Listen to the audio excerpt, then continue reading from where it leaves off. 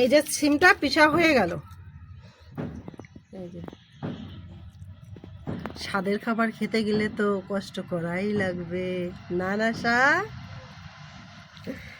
ছাদে তা ছাদে পাটানোরা হচ্ছে কি ছাদে থাকে তো কিছুদিন ছাদে রান্না করলাম রোদ্দুরের জন্য। তা এই কদিন ছিল না রোদ্দুর, এই জন্য ঘরের ভিতর রান্না করেছিলাম। এখন পাটানোরা ছাদে মানে বাধ্য হয়ে আজকেও রান্না করেছি নিচেই। তা বাধ্য হয়ে ছাদে আসলাম। তা ছাদে এসে ভালোই লাগছে।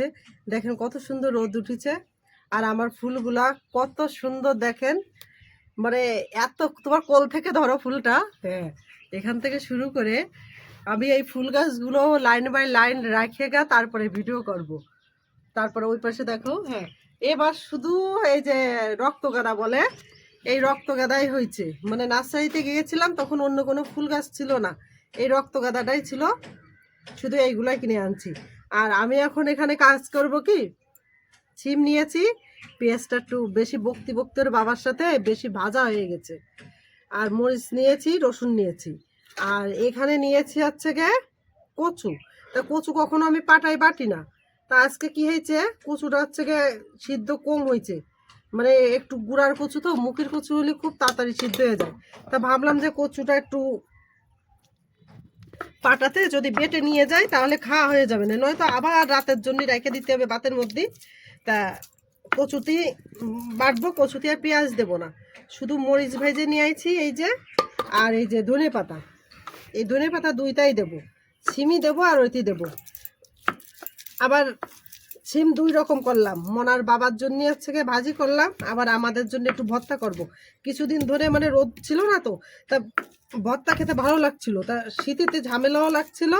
তা আজকে ভাবলাম কি, আজকেও কিন্তু রোদ ছিল না সকাল থেকে, তা আজকেও মনে করলাম যে করব, ওই কচু ওই সিম ভর্তা করবই করব।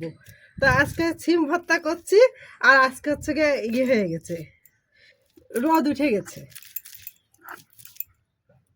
কচু এত শক্ত? কচু এত শক্ত না, মানে আমিই বাটতে পারছি না, কারণ আমি তো বাবার জন্মে কোনোদিন কচু এইভাবে পিষে খাইনি। শুনেছি নাকি কচু অন্যরা এরকম পিষে খেতে দিয়েছি, সিদ্ধ কম হলে। আমি এই তাদের কথা শুনে আজকে আমি নিজে পিষছি যে। তারপরে আবার এই যে হাতটা কেটে গেছে, সে কাটবে না কাটবে, আজকে ভর্তা করছি, আজকের দিনে হাতটা কাটার সময় হলো। তো এখন এমনি ব্যথা পাচ্ছি আর এমনি জ্বলে না যায়। কচুটুক এটা বেটে রেখে দিলাম। আবার কেউ পিচেস মিশেষ বলেন না, পাটা ধুতি ভাল লাগছে না, এই পাটাতেই ধনে পাতা বেটে নেব। হ্যাঁ, কারণ যেহেতু ধনে পাতা কচুর ভিতর দেবই, তাহলে পাটাটা ধোয়ার দরকার আছে, এই জন্য পাটাটা ধোবো না, দিয়ে এবার এটা বেটে নেব। ভুল করেছি, এটা পরে করতে হতো, ওই ভিজলে ভিজলে লাগতেছে তো, আরটা পিছলে যাচ্ছে মনে হচ্ছে। কাট। আমি এই যে ধনে পাতাটা বেটে রাখলাম, মানে পুরো ভালোভাবে মিহি করিনি, ওইভাবেই করলাম, গোটাও দেওয়া যেত। আর এখানে সিম কি করেছি জানেন, সিম হচ্ছে কি আমি ভেজে নিয়েছি, সিদ্ধ করেও ভর্তা খাওয়া যায়, ভেজেও ভর্তা খাওয়া যাবে, কারণ দুইটা দুই রকম টেস্ট লাগে। হ্যাঁ, হাতটা একটু ধুয়ে নিচ্ছি, মানে পিছলে কাটতেছে সেই জন্য। তা এই যে দুইটা দুই রকম লাগবে, তা আশা করি কাঁচা তারটার থেকে এটাই বেশি ভালো লাগবে, যেহেতু পেঁয়াজ রসুন সব কিছু ভেজে নিয়েছি।